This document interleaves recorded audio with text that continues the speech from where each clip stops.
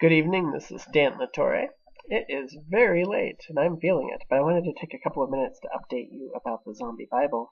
Um, Very excited because No Lasting Burial, the next novel, gets released in a few weeks. Meanwhile, as you know, I'm deep into writing Against the World's Madness now, about 65 pages on paper, a lot of exploratory writing, and just writing different scenes with the characters around Rome as Rome and the early church struggles against the rising of the hungry dead.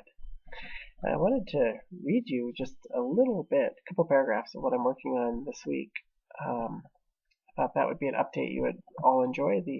This is the Palatine Hill in the midst of Rome's private zombie apocalypse. The emperor sat on a curule chair, white marble, that had been hastily erected just outside the Domus Livia, with a great cypress towering behind the seat, shading it with dark branches. In a line between the cypress and the gates of the Domus Livia, man-high stakes had been driven into the earth, but stakes of metal, not of wood. The corpses bound to them had been soaked in oil and lit. Now they spat and hissed as they twisted in the flames, burning, their skin melting like wax.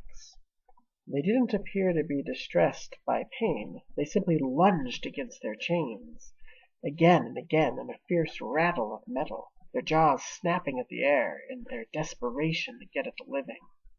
Their hair blazed and was strangely beautiful. Regina shivered and approached Domitian's seat until the legionary gripped her arm, stopping her. He saluted the emperor, and his gloved hand tapped Regina's shoulder, but she did not kneel. If she knelt now, in her bone weariness and fright, she would not be able to stand up again. She tried not to look at the burning corpses. And there's an exchange between the emperor and Regina, the heroine of our story. And then a little later in the scene, we get this. Swallowing, she lifted her gaze and looked on the dead. They were charred, their faces gone, their soft insides bubbling and spilling through rents in their flesh. When she had first stepped near the emperor's curule seat, her heart had been seized with dread, but now she found the horror had dulled. There was something pitiful in the squirming of the dead, in their hope of reuniting with the living, even while they burned away. Her eyes stung. "Oh, for all the gods, don't cry," the emperor snapped. "I hate it when girls cry." "It is only the smoke in my eyes, Caesar," she said softly, and blinked against the moisture. But she didn't look away from the dead. So that's just a really, really quick excerpt from one of the scenes on the Palatine Hill in the novel. And it's been already a very exciting journey. I thought I knew a lot about Rome, having read about it all my life, done a lot of research, but now that I'm actually setting a longer novel in Rome, I'm finding, of course, just how much I still have to learn. It's very exciting. So I have a question for all of you, my readers, and just people stopping by and looking at this video because they're interested in the project. The Palatine Hill is one setting, as you know if you've been looking around this page. Some of the rest of the novel happens in the Colosseum, in the Suburra, the Roman ghetto, and various other places.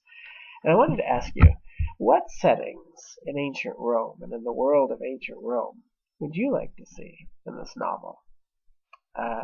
Very thankful for all the responses you gave to the question in the last video about, in fact, incorporated some of Timothy Woodman's suggestions into one of the chapters. He'll be in the acknowledgments. Just great ideas about the Roman baths. So the Roman baths and the House of the Senate are in there as well. But what are there like settings that for you are essential to Rome that you would like to see embedded in this novel about zombies in Rome?